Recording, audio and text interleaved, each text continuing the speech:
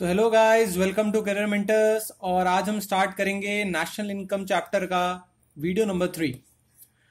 देखिए, जिसने पहला और दूसरा वीडियो नहीं देखा है कृपया करके वो दोनों वीडियोस पहले देख लें और उसी के बाद क्या करें, ये थर्ड वीडियो देखें। क्योंकि अगर आपने पहले दो वीडियोस नहीं देखे हैं तो आपको ये थर्ड वीडियो बिल्कुल भी समझ में नहीं आएगा। ठीक है, तो पहले दो वीडियोस पक्के से देख लें जिससे आपको थर्ड वीडियो में कोई प्रॉब्लम ना आए। ठीक है, तो प्रीवियस वीडियो में जैसा कि हमने देखा था, कि क्या हमने ये पढ़ा था कि नेशनल इनकम, फर्स्ट वीडियो में हमने देखा था कि नेशनल इनकम क्या होता है। हमने बहुत सारे टर्म्स पढ़े थे और फिर हमने पढ़ा था जो इंपॉर्टेंट 3-4 कीवर्ड्स थे जो हमने मैच कराए थे, याद करो, factor cost versus market price. फिर सेकेंडली हमने क्या कराया था, याद करो, सेकंड हमने मैच करवाया था, अगर आपको याद होगा किसका मैच करवाया था बताओ मेरे को फटाफट, डोमेस्टिक वर्सेस नेशनल। और थर्ड हमने मैच करवाया था, याद करो किसका करवाया था, ग्रॉस वर्सेस नेट। और ये जो हमने मैच करवाए थे और हमने देखा था कि इनके बीच में क्या क्या रिलेशन है। जिनको ये रिलेशन याद नहीं है उनको एक बार मैं वापस रिमाइंड कर देता हूँ क्या क्या रिलेशन है, वापस बताता हूँ, याद करो। नेशनल क्या था बताओ, national is equals to domestic plus NFIA, domestic plus NFIA. और एनएफआईए क्या होता है बच्चों, एनएफआईए होता है net factor income from abroad, आवक माइनस जावक। Net factor income from abroad, कितना पैसा आया बाहर से माइनस कितना पैसा गया। चलो, दूसरा है हमारे पास क्या बच्चों, दूसरा हमने देखा था क्या बच्चों, ग्रॉस और नेट का डिफरेंस, ग्रॉस वर्सेस नेट देखा था हमने। तो हमने क्या देखा था बच्चों, नेट क्या होता है बच्चों, नेट होता है gross minus depreciation. Gross minus depreciation क्या होता है बच्चों, नेट होता है, ये हमने देखा था। और तीसरा हमने क्या देखा था बच्चों, याद करो, तीसरा हमने क्या देखा था, factor cost versus market price. Factor cost versus market price, तो मार्केट प्राइस क्या होता था, याद करो बच्चों, फैक्टर कॉस्ट प्लस एनआईटी। और एनआईटी क्या होता था बच्चों, NIT equals to indirect tax minus subsidies. ये सारी चीजें हम पहले देख चुके थे बच्चों, आपको याद होगा। ठीक है, और अब हम इससे चालू करते हैं। अब देखिए, ये जो भी हमने अभी तीनों चीजें पढ़ी हैं इससे हम क्या करेंगे, इकोनॉमी, या फिर हम और थोड़ा सा प्रिसाइसली बोले नेशनल इनकम निकालने के अलग अलग पैरामीटर्स देखेंगे। नेशनल इनकम निकालने के अलग अलग क्या क्या केसेस हो सकते हैं, क्या क्या टेक्निक हो सकती हैं, क्या क्या पैरामीटर्स हो सकते हैं जिनको मेजर करके हम क्या कर सकते हैं बच्चों, नेशनल इनकम निकाल सकते हैं। तो ये सारे, इनमें हम क्या करेंगे, अलग अलग पैरामीटर्स पढ़ेंगे नेशनल इनकम निकालने के लिए।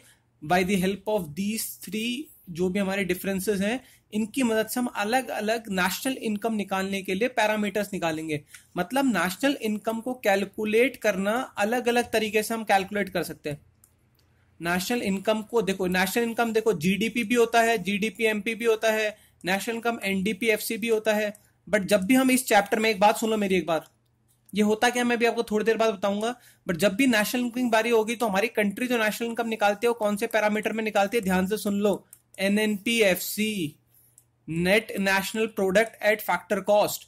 Net national product at factor cost, वापस बताता हूं मैं कि हमारी कंट्री या फिर जो नेशनल इनकम निकलती है वो कौन से पैरामीटर से निकलती है बच्चों, जीडीपी पे नहीं निकलती, बच्चे इसी में गड़बड़ करते हैं, जीडीपी पे नहीं निकलती, वो निकलती है एनएनपीएफसी। इसका मतलब क्या है बच्चों, इसका मतलब है net national product at factor cost. अब बच्चों इसका मतलब क्या है मैं आपको बताऊंगा बाद में, बट अभी फिलहाल ये देख लो कि अगर हमारी क्वेश्चन कभी भी आए कि आपको नेशनल इनकम निकालनी है तो आपको क्या निकालना बच्चों, आपको निकालना है एनएनपीएफसी। जब भी नेशनल इनकम निकालने को बोले तो बच्चों क्या निकालना है, एनएनपीएफसी। यहां तक बात क्लियर है मेरी, यहां तक बात क्लियर है बच्चों। चलो अब हम चलते हैं आगे। अब पहले एक बार एक चीज देख लेते हैं, क्या, एक सेकेंड, ये हमने देख लिया था बच्चों। अब मेरी बात सुनो, देखो पहले वाले एक बार पुराने वीडियोस में कुछ बच्चों के क्वेश्चंस थे, मैं उन क्वेश्चंस को एक बार फटाफट डिस्कस कर लेता हूं। ठीक है, क्वेश्चंस ये थे बच्चों की जैसे मैं आपको पिछली क्लास में नॉर्मल रेसिडेंट बता रहा था, तो नॉर्मल रेसिडेंट में आप लोगों को अगर कोई प्रॉब्लम आ रही हो, नॉर्मल रेसिडेंट होता क्या है, ठीक है, इसमें कोई प्रॉब्लम आ रही है तो आप मेरे से पूछ सकते हैं। बाकी नॉर्मल रेसिडेंट वो होता है जिसका इकोनॉमिक इंटरेस्ट, कहाँ होता है बच्चों, जिसका इकोनॉमिक इंटरेस्ट होता है कहां पर, अपनी कंट्री में। मतलब समझ में आया ना, मतलब अगर इंडिया का कोई नॉर्मल रेसिडेंट है तो उसका इकोनॉमिक इंटरेस्ट कहां होगा बच्चों, इंडिया में ही होगा। मतलब इंडिया में ही वो क्या करेगा, उसकी इकोनॉमिक एक्टिविटीज चलेंगी, और अपनी बुक में लिखा हुआ है कि वो मतलब उसका मिनिमम कितने साल रुकना चाहिए, उसको मिनिमम 1 ईयर उसका इंडिया में स्टे होना चाहिए। अगर 1 साल से ज्यादा कोई भी आदमी इंडिया में रह रहा है तो वो क्या हो जाएगा, वो नॉर्मल रेसिडेंट में आएगा। तो अपनी बुक में ऐसा लिखा हुआ है, थोड़ा सा इसको याद कर लीजिएगा, ठीक है।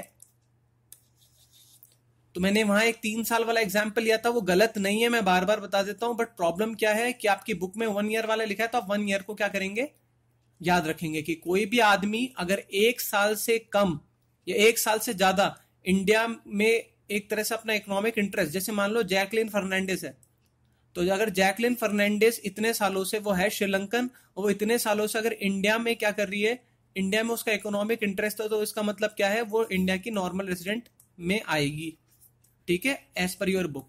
ठीक है, इतनी बात क्लियर है, पक्का। चलो अब देखो, समझने की कोशिश करो मैं क्या बोलना चाह रहा हूं। ये अलग अलग पैरामीटर्स हैं, अलग अलग एक नेशनल इनकम निकालने के क्या है, तरीके हैं। तो अब पैरामीटर्स क्या क्या हो सकते हैं, देखो पैरामीटर्स बनाने का तरीका क्या है, पहले तो बताता हूं पैरामीटर्स बनाने का तरीका क्या है। अलग अलग पैरामीटर्स बनाने के तरीके क्या है, देखो पहला लेटर जब भी आएगा, देखना फर्स्ट लेटर आप जब भी लिखोगे तो फर्स्ट लेटर हमेशा किस में से होगा, या तो ग्रॉस होगा या फिर नेट होगा। फर्स्ट लेटर जब भी आप ये पैरामीटर बना रहे हो, पैरामीटर समझ में आया ना, नेशनल इनकम को कैलकुलेट करने के लिए आप अलग अलग परम्यूटेशन कॉम्बिनेशन बना सकते हो। देखो आपको पता है कि कोई भी सामान होगा, या तो उसकी ग्रॉस वैल्यू होगी या उसकी नेट वैल्यू होगी। मैंने बताया था ना ग्रॉस वैल्यू नेट वैल्यू क्या होता है, जब आप सामान को खरीद के लाओगे वो उसकी ग्रॉस वैल्यू होगी, और कुछ समय बाद उसका जब डेप्रिसिएशन हो जाएगा तो नेट वैल्यू होगी। तो जब आप अपनी इकोनॉमी को ग्रॉस वैल्यू के केस में निकालोगे तो वो ग्रॉस में काउंट करेंगे, और नेट के केस में निकालोगे तो नेट में करेंगे। बात समझ में आ रही क्या बोलना चाह रहा हूं। अगला, अब या तो आप अपनी जो इनकम है वो अपनी डोमेस्टिक टेरिटरी की निकालोगे, या तो डोमेस्टिक प्रोडक्ट होगा, या फिर आपके नेशनल नॉर्मल रेसिडेंट के लिए निकालोगे तो वो क्या होगा, नेशनल होगा। बात समझ में आ रही है। तीसरा, या तो आप फैक्टर कॉस्ट पे निकालोगे या फिर आप मार्केट प्राइस पे निकालोगे। फैक्टर कॉस्ट मतलब या तो आप सिर्फ किसकी पैसे निकालोगे, जो भी फैक्टर्स ऑफ प्रोडक्शन से जो आपकी प्राइसेस जनरेट किए, या तो आप उससे निकालोगे, या फिर मार्केट में जो पैसा मिल रहा है उस बेसिस पे निकालोगे। अब इन तीनों वेरिएबल्स का प्रयोग करके आप डिफरेंट डिफरेंट परम्यूटेशन कॉम्बिनेशन बना सकते हो, आप डिफरेंट डिफरेंट कॉम्बिनेशंस क्रिएट कर सकते हो। बात समझ में आ रही है मैं क्या कहना चाह रहा हूं, कि इसमें से ग्रॉस उठा लिया, इसमें से नेशनल उठा लिया, इसमें से ये उठा लिया, इसमें से ये उठा लिया, इसमें से ये उठा लिया, इसमें से ये उठा लिया, इसमें से ये उठा लिया, इसमें से ये उठा लिया, इसमें से ये उठा लिया। बात समझ में आ रही है। तो अलग अलग आपकी नेशनल इनकम निकालने के लिए पैरामीटर हो सकते हैं। ये बात समझ में आ रही है मैं क्या कहना चाह रहा हूं या नहीं आ रही।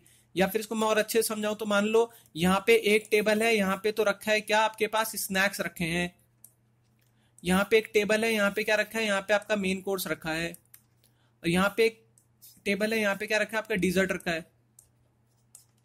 तो अब आपको इनमें आपके पास स्नैक्स मान लो 2 चॉइस है, मेन कोर्स में 2 चॉइस और डिजर्ट में 2 चॉइस है। अब आप अलग अलग अपनी प्लेट कॉम्बिनेशन बना सकते हो। ये बात समझ में आ रही है। अलग अलग अपने प्लेट कॉम्बिनेशन बना सकते हो। जैसे यहां से आपने ये वाला पिक कर लिया, इसमें से ये वाला पिक कर लिया, इसमें से ये वाला पिक कर लिया, इसमें से ये वाला पिक कर लिया, इसमें से ये वाला पिक कर लिया, इसमें से ये वाला पिक कर लिया।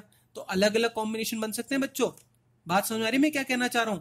वैसे ही आपके पास क्या है, आपके पास या तो मैंने अभी बताया क्या है, आपके पास पहला या तो क्या होगा, आपको ग्रॉस और नेट में से एक उठाना पड़ेगा, डोमेस्टिक नेशनल में से एक उठाना पड़ेगा, और फैक्टर कॉस्ट और मार्केट प्राइस में से एक उठाना पड़ेगा।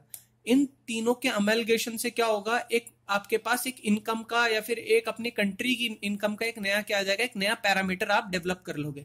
ठीक है, पहला लेटर ये होगा, दूसरा लेटर ये होगा, और तीसरा लेटर बच्चों ये होगा। क्या आपको मेरी बातें समझ में आ रही है नहीं आ रही, आई होप आ रही होगी। तो जैसे मान लो मैंने इसमें से उठा लिया ग्रॉस, तो जी, इसमें से उठा लिया मैंने डोमेस्टिक, डी। अब तीसरा लेटर हमेशा क्या आएगा, पी आएगा। पी मतलब प्रोडक्ट मतलब एक तरह से इनकम, तो लिख दिया पी। और नीचे क्या लिखोगे, अब इन दोनों में से मान लो एमपी उठा लिया, तो जीडीपी एमपी। बात समझ में आ रही है मैं क्या कहना चाह रहा हूं, जीडीपी एमपी। अब इनको आपस में इंटर कन्वर्ट कैसे करेंगे वो बाद में देखेंगे, पहले क्या क्या कॉम्बिनेशन बन सकते हैं। जैसे मान लो जीडीपी एमपी, और क्या बन सकता है बच्चों, एनएनपीएफसी।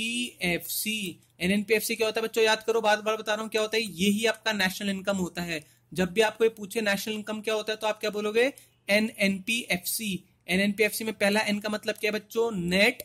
दूसरे एन का मतलब क्या है बच्चों, नेशनल। पी का मतलब क्या है बच्चों, प्रोडक्ट। और फिर क्या हो जाएगा, factor cost, eight factor cost. Clear है। और क्या क्या हो सकता है, जीएनपी एमपी। और क्या हो सकता है बताओ, और क्या हो सकता है बताओ, GDPFC, और क्या हो सकता है बताओ, NDPMP। ऐसा आप कुछ भी पॉसिबल आउटकम्स बना सकते हो, आपको कोई प्रॉब्लम नहीं है, आप कैसी भी करके बनाओ, आप कोई भी पॉसिबल आउटकम बना सकते हो। आपने पहले सुना होगा जीडीपी में भी हम कैलकुलेट करते हैं, ऐसा नहीं है नेशनल इनकम को हम जीडीपी में कैलकुलेट नहीं करते हैं, जीडीपी एमपी में भी करते थे। बट अभी जब भी आपसे कोई पूछे आपको नेशनल इनकम निकालनी है तो आप क्या मानोगे, NNPFC, NNPFC रट लो बच्चों, क्या NNPFC। यहां तक बात क्लियर है बच्चों? चलेंगे बच्चों आगे, चलो। तो मैंने क्या बताया आपको कि आप अलग अलग पैरामीटर्स डेवलप कर सकते हो, और मैंने आपको बताई दिया आप कैसे कैसे कर सकते हो। ये कृपया करके याद रखना, बहुत इंपॉर्टेंट है कि पहला लेटर आएगा ग्रॉस या नेट, दूसरा आएगा डोमेस्टिक और नेशनल, और तीसरा आएगा फैक्टर कॉस्ट और मार्केट प्राइस में से एक। वैसे तीसरे में तो क्या आएगा बच्चों, हमेशा क्या आएगा, यहाँ बीच में किसकी लाइन लिख देता हूं मैं, प्रोडक्ट, बीच में हमेशा क्या आएगा, प्रोडक्ट। तो ऐसे gross domestic product at market price, net national product at factor cost, gross national product eight market price. ऐसे करके आप अलग अलग क्या पॉसिबल आउटकम्स निकाल सकते हो। ठीक है, बात समझ में आ रही है? अब आप इसका मैंने आपको बेस्ट एग्जांपल दिया है, एनालॉजी दी है मैंने आपको कि आप इसके थ्रू आप समझ सकते हो क्या क्या पॉसिबल आउटकम्स हो सकते हैं। बात समझ में आ रही है? अब मेरी बात समझने की कोशिश करो बच्चों। जैसे हमारे पास अलग अलग पैरामीटर्स आ गए, जैसे GDPMP आ गया, NDPFC आ गया। अब हम इन दोनों को आपस में कन्वर्ट भी कर सकते हैं, मतलब अगर हमें GDP दे रखा हो तो आप NDPFC बना सकते हो। एंड ये जो कन्वर्जन हम देखेंगे वो कम देखेंगे, अब नेक्स्ट वाले क्लास में देखेंगे। नेक्स्ट वाली क्लास में हम देखेंगे कि कन्वर्जन कैसे होता है, आप एक पैरामीटर से दूसरे पैरामीटर को कैसे कन्वर्ट करते हो। आज हम पढ़ते हैं रियल जीडीपी और नॉमिनल जीडीपी का कॉन्सेप्ट, बहुत ही इंपॉर्टेंट कॉन्सेप्ट है। इनको आपस में इंटर कन्वर्ट कैसे करेंगे वो हम बाद में देखेंगे, ठीक है। वो उसको हम देखेंगे जब हम वापस से स्टार्ट करेंगे कौन सा methods of calculating national income, जो इसके बाद एक नेक्स्ट चैप्टर है आपका। देखिए बुक जो आपके पास वीके हो रही है, अगर बुक पढ़ी है तो बहुत अच्छी बुक है, ध्यान रखना, उसको आप रेफर कर सकते हो, ठीक है। तो उसमें जब हम methods of calculating national income वाला चैप्टर देखेंगे, जो आपको बहुत प्रॉब्लम क्रिएट करता है, जिसमें बोर्ड में 6 मार्क का क्वेश्चन आता ही आता है, ठीक है। तो उस टाइम मैं आपको ये सब कन्वर्जन समझाऊंगा। बस अभी तो क्या देखना है कि आप डिफरेंट डिफरेंट कॉम्बिनेशन के साथ ये जनरेट कर सकते हो। यहां तक कोई प्रॉब्लम? चलिए चले आगे फिर। अब जो नेक्स्ट हमारे पास जो कॉन्सेप्ट आएगा वो आएगा क्या बच्चों, नॉमिनल जीडीपी और real GDP. Nominal GDP and real GDP, sorry बच्चों, nominal GDP and real GDP. समझना क्या है, बहुत इंपॉर्टेंट है, ठीक है। मैं आपको एक बहुत बढ़िया एग्जांपल से समझाऊंगा और इससे एग्जाम में क्वेश्चन भी आता है, ठीक है। आज हम ये वाला चैप्टर कंप्लीट करने की कोशिश करते हैं, नॉमिनल जीडीपी एंड बच्चों रियल जीडीपी। अब देखो होता क्या, देखो बहुत ही इजी सी बात है। नॉमिनल का मतलब है नाम की जीडीपी, नाम की जीडीपी, और रियल क्या है, मतलब काम की जीडीपी। देखो आपने बचपन में सुना होगा या इकोनॉमी में आपने 9th या 10th पे पढ़ा होगा कि जीडीपी एक तरह से हमारी कंट्री की इकोनॉमी बताता है। हमारी कंट्री की इकोनॉमी बताता है कि हमारी कंट्री कितना कमाता है। सीधी सी बात में समझाऊं कि हमारे कंट्री में कितनी इनकम आ रही है, वो एक तरह से जीडीपी है, मतलब अपनी कंट्री की मनी वैल्यू कितनी है, ठीक है। ये जीडीपी बताता है, ये आपने 9-10 पे पढ़ रखा है, ठीक है। अभी हम इस जीडीपी को वही मान के चलेंगे कि जीडीपी क्या है, जीडीपी अपनी कंट्री जितना पैसा कमा रही है या फिर हमारी कंट्री का कितना मनी वैल्यू है, वो होगा आपका क्या, जीडीपी।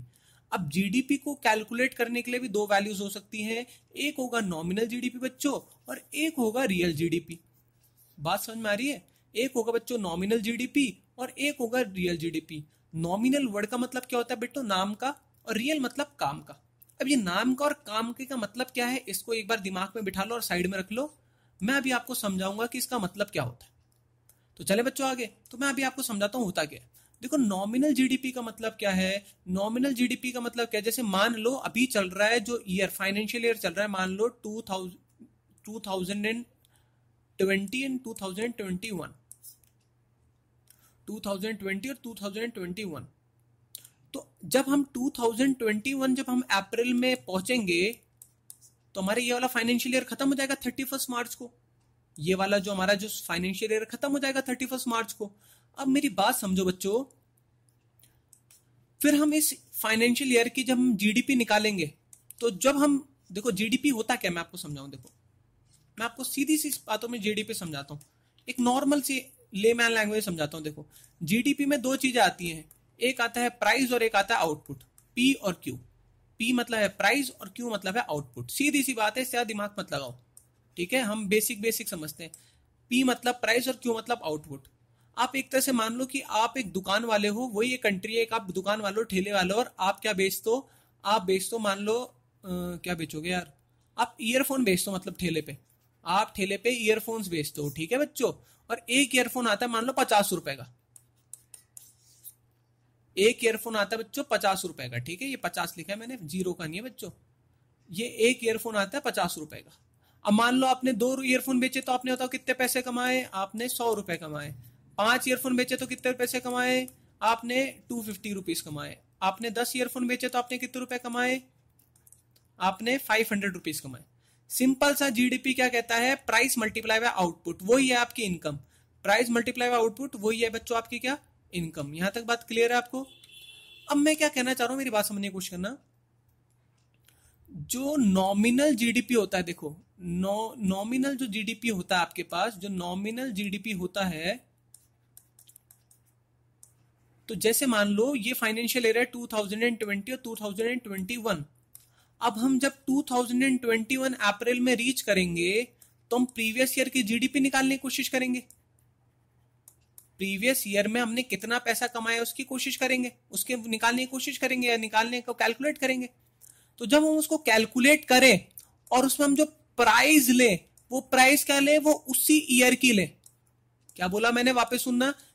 जैसे मान लो इंडिया, मान लो सिर्फ पेन बेच रहा है, सिर्फ पेन बेच रहा है इंडिया, इंडिया सिर्फ पेन बेच रहा है, ठीक है, और वो 2020 और 2021 के टाइम पे पेन था मान लो 10 रुपए का, ठीक है, और मान लो हमने 1 करोड़ पेन बेचे, तो मैं नॉमिनल जीडीपी क्या होगी हमारी, नॉमिनल जीडीपी क्या होगी, नॉमिनल जीडीपी होगी 2020-21 में पेन की रेट कितनी थी, 10 रुपए, और कितने बेचे, 1 करोड़, तो नॉमिनल जीडीपी कितनी हो गई बच्चों, 10 करोड़ हो गई। नॉमिनल जीडीपी समझ में आ गया। नॉमिनल जीडीपी मतलब क्या होंगे, जो हम पी इंटू क्यू, जीडीपी क्या होता है मैंने बताया, जीडीपी क्या होता है, पी इंटू क्यू होता है। तो यहाँ पे जो प्राइस लेंगे वो कौन सी ईयर की लेंगे, जिस ईयर की आप जीडीपी निकाल रहे हो। अगर आप 2021 की निकाल रहे हो तो नॉमिनल जीडीपी क्या होगी, प्राइस रखोगे 2021 की, ठीक है, बात समझ में आई। अगर आप 2017-18 की नॉमिनल जीडीपी निकाल रहे हो तो आप प्राइस रखोगे 2017 और 18 की। बात समझ में आ रही है, थोड़ा सा भी कंफ्यूजन होगा पर समझने की कोशिश करो। अब रियल जीडीपी क्या होगा पहले एक बार ये देख लेते हैं, फिर मैं आपको धीरे धीरे करके समझाऊंगा। रियल जीडीपी में हम क्या करते हैं, एक बेस ईयर मान के चलते हैं, हम एक बेस ईयर मान के चलते हैं। फॉर एग्जांपल हमने मान लो बेस ईयर मान लिया 2011-12।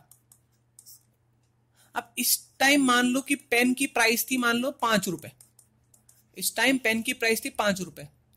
तो जब भी हम 2020-21 में भी हम क्या करेंगे, जब हम रियल जीडीपी निकालेंगे, ध्यान रखना, और जीडीपी का फॉर्मूला क्या होता है, पी मल्टीप्लाई बाय क्यू, कितना प्राइस और कितना क्वांटिटी बेचा।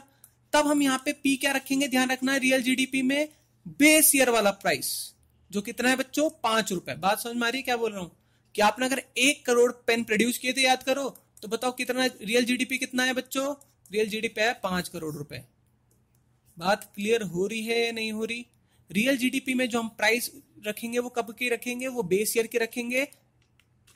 वेयर एज नॉमिनल जीडीपी जो हम प्राइस रखेंगे वो किसके रखेंगे, करंट ईयर के रखेंगे। यहां तक बात क्लियर हुई थोड़ी थोड़ी। अब ऐसा क्यों कर रहे हैं, क्या कर रहे हैं, मैं समझाता हूं। बट नॉमिनल जीडीपी में क्या करेंगे हम, करंट, बहुत बेस्ट एग्जांपल लेके आया हूं आपके लिए मैं, ठीक है। अब देखते हैं क्या है। तो नॉमिनल जीडीपी में हमने क्या समझा अभी तक, कि हमने ये समझा कि बच्चों कि नॉमिनल जीडीपी में जो हम कमोडिटी का प्राइस रखेंगे वो कौन से रखेंगे, वो रखेंगे करंट का, मतलब इस समय का। वेरस हमने क्या पढ़ा बच्चों, कि रियल जीडीपी में हम प्राइस क्या रखेंगे, रियल जीडीपी में हम जो प्राइस रखेंगे कमोडिटी का वो कब का रखेंगे, वो रखेंगे हम बेस ईयर का। तो समझ लो एक इंपॉर्टेंट फैक्ट आ गया, इसीलिए नॉमिनल जीडीपी को क्या बोलते हैं, GDP at current prices, GDP at current prices, ध्यान रखना। तो नॉमिनल जीडीपी को क्या बोलते हैं बच्चों, जीडीपी एट करंट प्राइसेस, जिस साल का जीडीपी निकाल रहे हो उसी करंट लेवल का प्राइसेस रखना है। वेरस रियल जीडीपी को हम क्या बोलते हैं बच्चों, ध्यान से देखना, इसको बोलते हैं हम बच्चों GDP at constant prices, GDP at constant prices. मतलब जीडीपी जब भी निकालोगे प्राइस हमेशा क्या रहेगी, कांस्टेंट, और वो कांस्टेंट किस पे डिपेंड करेगी बच्चों, बेस ईयर पे। ये बेस ईयर का कॉन्सेप्ट तो आपको पता ही होगा, अगर आप अकाउंट सी हो तो बेस ईयर क्या होता है, आप ध्यान रखना, जब भी हम किसी भी एक ईयर को फिक्स ईयर मान लेते हैं और उससे अपनी पूरी की पूरी क्या करते हैं, अपन जो भी काउंटिंग करेंगे या जो भी डेटा इवेलुएट करेंगे वो उस ईयर के कंपैरिजन में करेंगे, ठीक है। उस ईयर का ही क्या रखेंगे हम यहाँ पे, क्या रखेंगे बच्चों, प्राइसेस रखेंगे।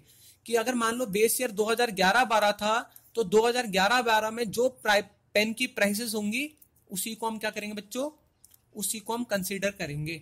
तो देखो इससे एक फॉर्मूला आ गया, क्या आ गया, इससे फॉर्मूला आ गया नॉमिनल जीडीपी का। Nominal GDP is equals to P multiply by Q. Nominal GDP is equals to P multiply by Q. अब क्यू तो क्या हो गया बच्चों, क्यू तो हो गया quantity produced, quantity of final goods and services. और पी क्या हो गया बच्चों, पी क्या हो गया, करंट प्राइसेस या प्राइस प्रिवेलिंग। प्राइस प्रिवेलिंग, अगर मैं आपको एकदम बुकिश लैंग्वेज बताऊं तो price prevailing during accounting year, during an accounting year. बात समझ में आ रही है मैं क्या कहना चाह रहा हूं। और रियल जीडीपी की बात करें बच्चों हम, रियल जीडीपी क्या होगा बच्चों, रियल जीडीपी होगा P multiply by Q. But यहाँ पी होगा पुराना वाला, इसलिए हम इसके ऊपर इसको स्पेशल है क्योंकि इसलिए यहाँ पे तारा लगा देते हैं।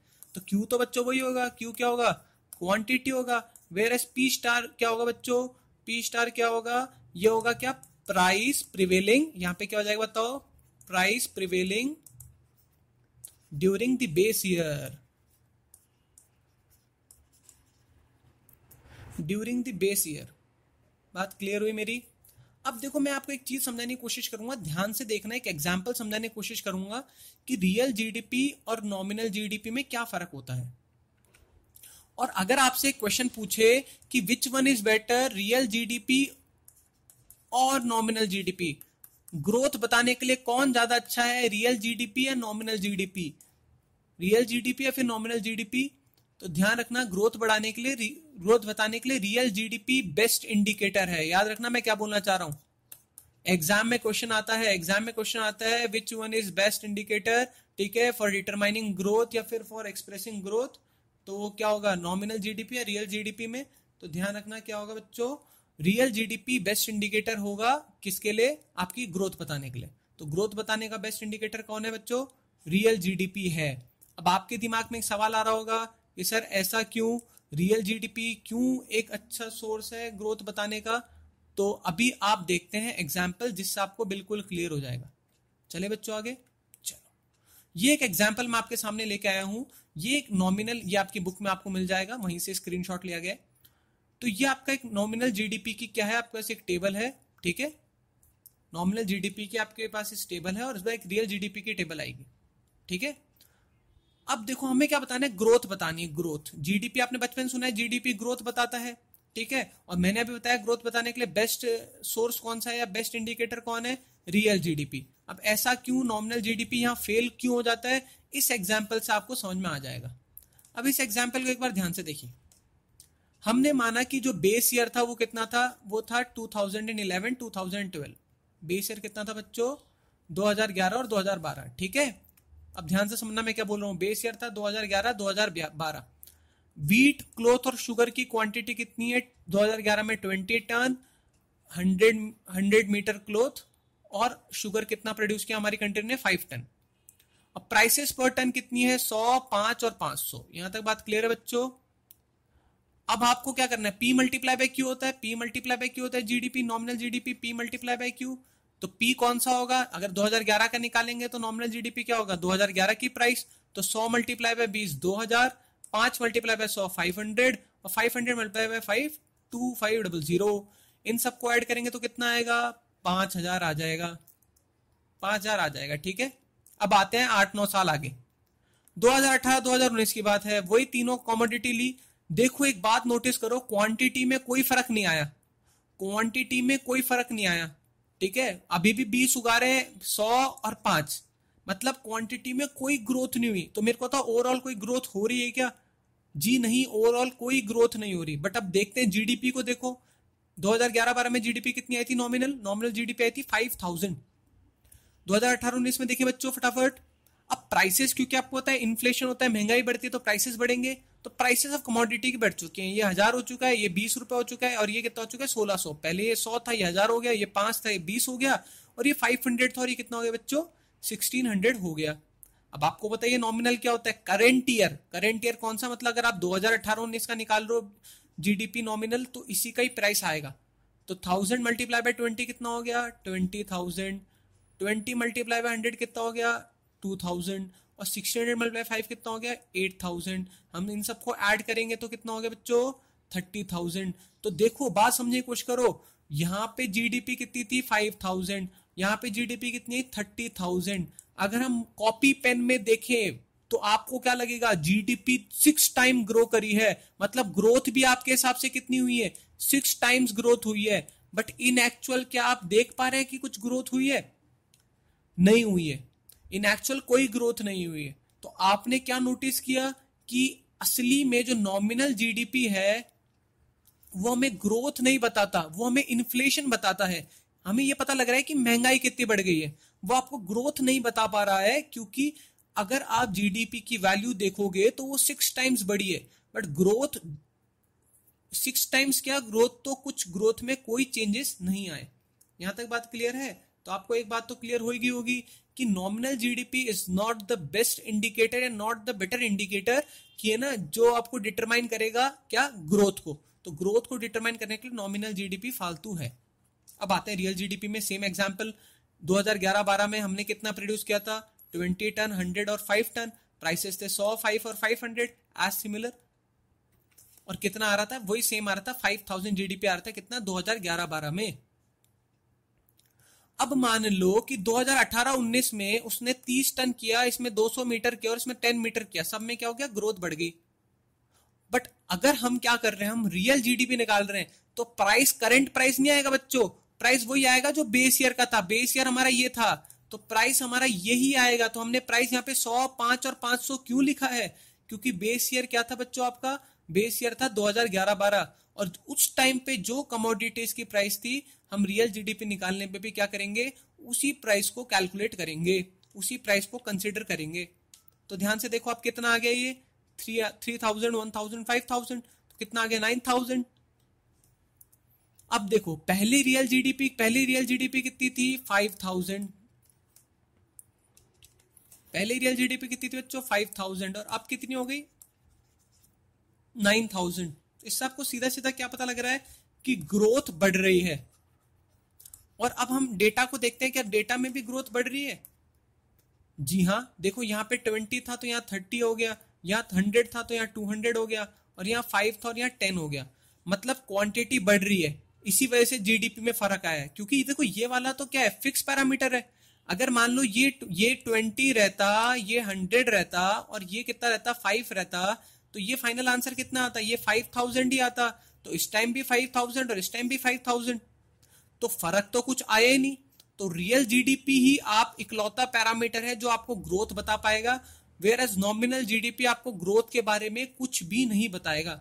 ठीक है, ये बात क्लियर हुई मेरी कि नॉमिनल जीडीपी आपको ग्रोथ के बारे में कुछ भी नहीं बताएगा। अंडरस्टूड। चलो, तो ये बहुत इंपॉर्टेंट एग्जांपल था जो आपको ये बता रहा है कि रियल जीडीपी और नॉमिनल जीडीपी में क्या होता है। रियल जीडीपी आपको क्या कहता है, ग्रोथ के बारे में बताता है, वेयर एज नॉमिनल जीडीपी आपको ग्रोथ के बारे में कुछ भी नहीं बताता। बात क्लियर हुई। और आपको याद हो गया कि रियल जीडीपी, नॉमिनल जीडीपी क्या होगा बच्चों, नॉमिनल जीडीपी होगा आपके पास क्या P इंटू क्यू, और इसमें प्राइस जो होगी वो क्या होगी करंट ईयर की, इसको इसलिए हम क्या कहते हैं जीडीपी एट करंट प्राइसेस। और रियल जीडीपी क्या होगा बच्चों, रियल जीडीपी होगा आपके पास क्या P स्टार इंटू क्यू, यहाँ स्टार मतलब क्या है बेस ईयर का प्राइस, इसीलिए इसको हम क्या कहेंगे जीडीपी एट कांस्टेंट प्राइसेस। कोई डाउट बच्चों? अगर बच्चों कोई भी डाउट होगा तो आप मेरे से प्लीज कमेंट सेक्शन पे पूछिए, मेरे को प्लीज व्हाट्सएप कीजिए, ठीक है, बिल्कुल ना घबराएं। चलो, अब एक टर्म आएगा ध्यान रखना जिसको हम बोलेंगे जीडीपी डिफ्लेटर। बस एक न्यूमेरिकल के लिए याद रख लो, एक जीडीपी डिफ्लेटर या फिर प्राइस इंडेक्स। एक यहाँ पे आएगा पास क्या, जीडीपी डिफ्लेटर या फिर प्राइस इंडेक्स, दोनों एक ही चीज होती है, ध्यान रखना, ब्रैकेट लगाया मतलब दोनों एक ही चीज होती है। तो बस आपको ये मैथमेटिकल एक क्वेश्चन आता है, इसके लिए तैयार हो जाओ। जीडीपी डिफ्लेटर और प्राइस इंडेक्स क्या होता है, ठीक है। कुछ नहीं होता, बस ये नॉमिनल और रियल जीडीपी का क्या होता है, रेशो होता है, और कुछ नहीं होता, ठीक है। तो जीडीपी डिफ्लेटर या फिर प्राइस इंडेक्स क्या होता है बताओ, जीडीपी डिफ्लेटर, मैं लिख के बताता हूं आपको formula, GDP deflator is equals to GDP at current prices upon GDP at constant prices into 100।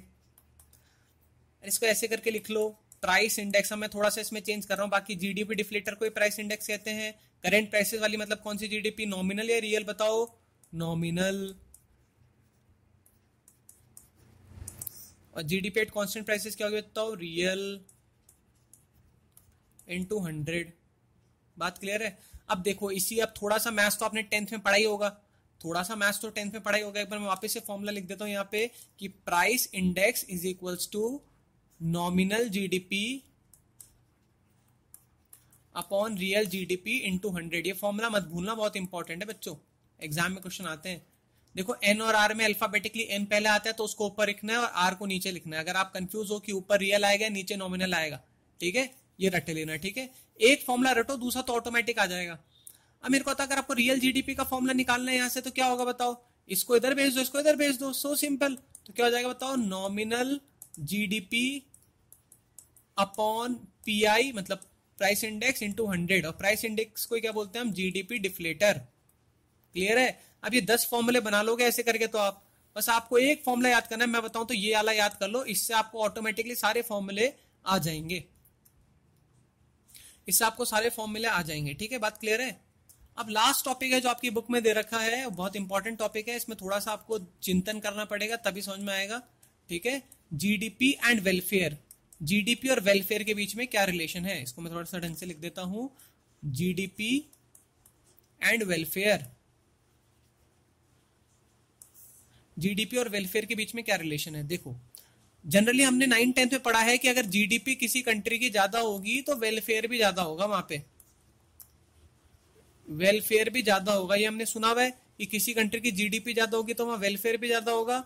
But सच बात बताऊं, ये बिल्कुल गलत कॉन्सेप्ट है। जीडीपी वेलफेयर को डायरेक्टली नहीं शो करता है, जीडीपी वेलफेयर को डायरेक्टली नहीं शो करता है। बात समझ में आ रही है मैं क्या कहना चाह रहा हूं। जैसे मान लो ये एक घर है और ये दूसरा घर है, ध्यान से देखना मेरी बात। ये घर में मान लो जो इस घर में जितने भी लोग रहते हैं सबकी टोटल इनकम मिला के कितना हो रहा है, 1 लाख रुपए पर मंथ। और इस घर में जो लोग रहते हैं ये इनकी पूरी इनकम मिला के हो रहा है कितना बच्चों, 60 हजार रुपए पर मंथ। तो जीडीपी किस कंट्री की ज्यादा है, कंट्री 1 या कंट्री 2 की, या घर 1 या घर 2 की। तो घर 1 की जीडीपी ज्यादा है, तो आपको क्या लगेगा ज्यादा वेलफेयर कौन सा है, घर 1 है। बट ऐसा जरूरी नहीं कि ऐसा हो। मान लो इस घर में मान लो 25 लोग रहते हो, मान लो इस घर में 2 लोग रहते हो। अब बताओ मेरे को, यहां 25 लोग मिलके 1 लाख रुपए कमा रहे हैं, यहां 2 लोग मिलके 60 हजार रुपए कमा रहे हैं। तो मेरे को तो वेलफेयरिज्म किस में अच्छा होगा, कंट्री 1 में या कंट्री 2 में, या घर 1 में या घर 2 में, घर 2 में। बट जीडीपी किसकी ज्यादा है, जीडीपी किसकी ज्यादा है, घर 1 की या घर 2 की, घर 1 की। जीडीपी मतलब एक तरह से इनकम। तो ये बात ध्यान रख लेना कि जीडीपी और वेलफेयर में डायरेक्टली कोई रिलेशन नहीं है, नो रिलेशन डायरेक्टली। वेलफेयर मतलब एक तरह से समाज सुधार या समाज के लिए, तो वेलफेयरिज्म सुधार में और जीडीपी में डायरेक्टली कोई रिलेशन नहीं है। क्यों नहीं रिलेशन है बच्चों, क्योंकि अभी मैंने आपको एक एग्जांपल समझाया, जिस कंट्री की पॉपुलेशन ज्यादा होगी ऑब्वियस सी बात है वहां जीडीपी ज्यादा होने के चांसेस होंगे। जैसे इंडिया है, इंडिया की जीडीपी बहुत सारे कंट्रीज से ज्यादा है, बहुत ज्यादा। जैसे आपने सुना होगा नॉर्वे, स्वीडन, फिनलैंड, इन कंट्रीज से हमारी जीडीपी बहुत ज्यादा है।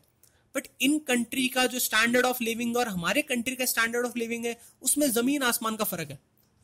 तो इससे आपको ये बात समझ में आ रही होगी कि GDP is not the direct parameter, या फिर आप भी बोलेंगे वो वेलफेयरिज्म को डायरेक्टली इंटरलिंक या लिंक नहीं करता है। अब यही देख लेते हैं, यही हमारे पास क्वेश्चन आता है, तो what are the limitations of GDP. बहुत ही इजी से टॉपिक्स है, ध्यान से देखो। What are the limitations of GDP, तो सबसे पहला है वो बहुत ही इंपॉर्टेंट है, distribution of income. Distribution of income क्या कहता है बच्चों, मैंने बोला अंबानी हमारे इंडिया में पैसा कमा रहे हैं, तो इसका मतलब थोड़ा है कि हमारा इंडिया खूब पैसा अमीर है, हमारे इंडिया में गरीब लोग भी रहते हैं। तो डिस्ट्रीब्यूशन ऑफ इनकम से हमारे ये तो है नहीं ना बच्चों कि हमारा कंट्री का क्या है, जीडीपी ज्यादा है तो मतलब हमारे कंट्री में वेलफेयरिज्म में ज्यादा है। डिस्ट्रीब्यूशन ऑफ इनकम में क्या होता है, अमीर अमीर होते जा रहे हैं और गरीब गरीब होते जा रहे हैं। शिवाजी द बॉस का डायलॉग है, याद सुनो। तो यही प्रॉब्लम अराइज हो रही है हमारी कंट्री में भी और बहुत सारे कंट्रीज में कि अमीर तो अमीर हो रहे हैं और गरीब गरीब हो रहे हैं। तो इनकम का प्रॉपर डिस्ट्रीब्यूशन ना होने की वजह से जीडीपी तो राइज कर रही है, बट क्या हर आदमी तक वो पहुंच पा रही है? जी नहीं, हर आदमी तक वो नहीं पहुंच पा रही है। ठीक है, बात समझ में आई? अगला जो हमारे पास है वो है क्या, कॉम्पोजिशन ऑफ जीडीपी। अब जीडीपी में हम अपना बहुत सारा, आपको पता होगा, हम बहुत ज्यादा अपने जीडीपी का जो पैसा है वो अपने डिफेंस में खर्च करते हैं, अपने डिफेंस में खर्च करते हैं। मेरे को बताओ, अगर हमारी कंट्री में न्यूक्लियर वेपन ज्यादा होंगे तो बताओ क्या गरीब किसान को फायदा होगा? या हमारे कंट्री में मान लो मिसाइल ज्यादा होंगी तो क्या हमारे गरीब किसान को फायदा होगा? जी नहीं। डिफेंस में जो हम पैसा वेस्ट कर रहे हैं या फिर जो पैसा कंट्रीब्यूट कर रहे हैं उससे हमारी गवर्नमेंट को कोई हमारे पुअर मेंबर को कोई फायदा नहीं होने वाला। बात समझ में आ रही है? तो जीडीपी तो हमारी कंट्री की राइज कर रही है, बट क्या वो पैसा हर आदमी तक पहुंच रहा है? नहीं। तो अगर हम जीडीपी कैलकुलेट करेंगे इंडिया की तो उस मामले में इंडिया की जीडीपी अच्छी आएगी, बट वो वेलफेयर को बिल्कुल शो नहीं कर रहा है, क्योंकि डिफेंस का जो पैसा है वो एक तरह से हर एक आदमी तक नहीं पहुंचता है, वो सिर्फ एक कंट्री की बॉर्डर्स तक ही सीमित रह जाता है। अगला क्या है बच्चों? अगला क्या है, non monetary exchange, non monetary exchanges. अब देखो, आपको पता होगा गांव में क्या होता है, बार्टर सिस्टम चलता है। बार्टर सिस्टम आपको पता ही होगा मेरे हिसाब से।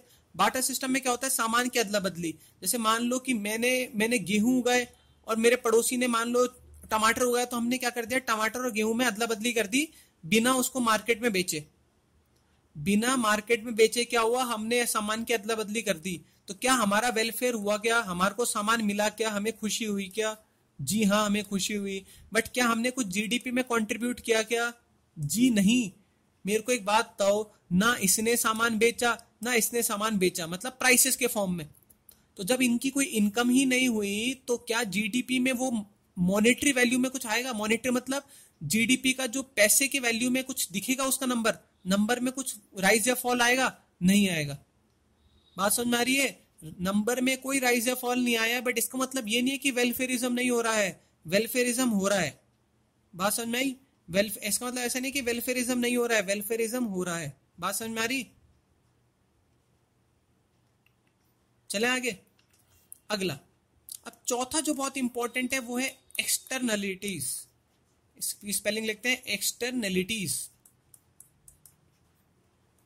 अब एक्सटर्नलिटीज का क्या होता है? एक्सटर्नलिटीज का मतलब सिंपल सा ये है कि अगर ए पर्सन ने कुछ काम किया, अगर मैंने कुछ काम किया और इसका कुछ बी पे इम्पैक्ट पड़े, इसका कुछ बी पे इम्पैक्ट पड़े, बी ने इसमें कुछ नहीं किया है, बी ने उस काम के में ना तो टांग अड़ाई है, ना पैसे लगाए हैं या कुछ किया है, बट बी पे उसका कुछ ना कुछ इम्पैक्ट पड़े, बी पे उसका कुछ ना कुछ क्या पड़े, इम्पैक्ट पड़े। बात समझ में आ रही है क्या बोलना चाह रहा हूं? जिसमें मैं समझाता हूं। जैसे ए आदमी सिगरेट पीता है, स्मोक करता है, ए आदमी स्मोक करता है, मेरे को बताओ, और बी आदमी उसके पास में है, तो बी आदमी का क्या हो रहा है? कैंसर हो रहा है। पिया ए ने, कैंसर हुआ बी को। बात समझ में आ रही है? उसने क्योंकि धुआं उड़ा तो उसके नाक में भी चला गया, तो बी पे कुछ इंपैक्ट, बी ने कुछ पैसे दिए थे ए को? नहीं। बी की कोई ऐसे दुश्मनी थी? नहीं। बट बी को फ्री में क्या मिल गया? कैंसर मिल गया। तो बताओ ए के लिए बी की कैसी एक्सटर्नलिटीज थी? बैड एक्सटर्नलिटीज थी, बैड एक्सटर्नलिटीज थी। बात समझ में आया? ये बात समझ में आ रही है कि मैं क्या कहना चाह रहा हूं या नहीं आ रही बात समझ में? या फिर मान लो कि अगर एक फैक्ट्री स्मोक प्रोड्यूस कर रही है, तो फैक्ट्री तो अपना स्मोक प्रोड्यूस कर रही है, बट वो किसको हार्म पहुंचा रही है? एनवायरमेंट को। एनवायरमेंट का फैक्ट्री से कोई लेना देना ही नहीं था, बट फ्री फोकट में किसका बिगड़ गया? कौन नुकसान हुआ? किसके लिए बैड इंपैक्ट पड़ा? एनवायरमेंट के लिए। तो ये भी क्या होगा बच्चों? बैड एक्सटर्नलिटीज है। बात समझ में आ रही है? ये सारी, और गुड एक्सटर्नलिटीज का एग्जांपल जैसे समझाओ कि मान लो मैंने एक क्या बताऊं, जैसे मैंने एक फ्रूट का पेड़ लगाया, मैंने मान लो एक सेब का पेड़ लगाया, और मैं जब सो जाता हूं रात को तो तुम आ जाते हो और तुम सेब खा जाते हो। या मान लो कि जो सेब नीचे गिर गए थे, जो सेब पक के नीचे गिर गए, जो खराब हो गए थे, मान लो कोई जानवर खा रहा है, तो जानवर का भी पेट भर गया और मेरे तो सेब वैसे भी खराब हो रहे थे, तो मेरे को तो कुछ नुकसान हुआ नहीं, बट जानवर को फ्री फोकट में फायदा हो गया। तो ये क्या हो गया आपका, ये हो गया गुड एक्सटर्नलिटीज। तो एक्सटर्नलिटीज का मतलब क्या होता है, ये कोई भी ऐसा इम्पैक्ट है, ठीक है, जो पड़े या तो आइदर गुड और आइदर बैड, मतलब ऐसा नहीं कि सिर्फ गुड इम्पैक्ट हो, या तो गुड इम्पैक्ट हो या बैड इम्पैक्ट हो, ठीक है, बट इसके लिए आपने कोई पैसे नहीं दिए, कोई पे नहीं किए। तो ये इम्पैक्ट आपको पता है बहुत बड़े बड़े इम्पैक्ट है। अब स्मोक जो जनरेट हो रहा है उससे एनवायरमेंट खराब हो रहा है, तो मेरे को बताओ जीडीपी पे तो वो कैलकुलेट नहीं हो रहा, जीडीपी पे तो उसका नंबर नहीं बढ़ रहा, जीडीपी का जो काउंटर है वो तो उतने का उतना ही है, बट क्या मेरे को बताओ हमारी कंट्री का वेलफेयरिज्म खत्म हो रहा है, क्या हो रहा है, क्या हमारी कंट्री रहने लायक हो गई है, क्या अब नहीं हो गई है। बात समझ में आ रही है। आपको मैं एक फैक्ट बताता हूं, 2018 की रिपोर्ट के अनुसार, ठीक है, out of top most world 15 polluted cities, जो टॉप मोस्ट 15 पॉल्यूटेड सिटीज थी, ध्यान से सुनना, उसमें से 14 सिटीज थी वो इंडिया की थी। मतलब वर्ल्ड की जो टॉप मोस्ट 15 पॉल्यूटेड सिटीज है उनमें से 14 सिटीज है वो कहां की है, इंडिया की है। तो इससे आप अंदाजा लगा सकते हो कि पॉल्यूशन डायरेक्टली इनडायरेक्टली जीडीपी पे कुछ फर्क नहीं डाल रहा है, मतलब डायरेक्टली जीडीपी पे कुछ फर्क नहीं डाल रहा है, बट इनडायरेक्टली वो एक तरह से हमारा वेलफेयरिज्म के गोल को क्या कर रहा है, डिस्ट्रॉय कर रहा है। तो ये आपका आ गया जीडीपी और वेलफेयरिज्म के बीच में शॉर्ट नोट, तो अगर एग्जाम में आएगा तो उसको कर लेना, ठीक है। तो इसी के साथ आपका ये चैप्टर कंप्लीट होता है। कोई भी प्रॉब्लम्स हो आप कमेंट सेक्शन में बेझिझक पूछिएगा। आई होप आपको ये सेशन पसंद आया होगा। तब तक के लिए खुश रहे, आबाद रहे। Thank you.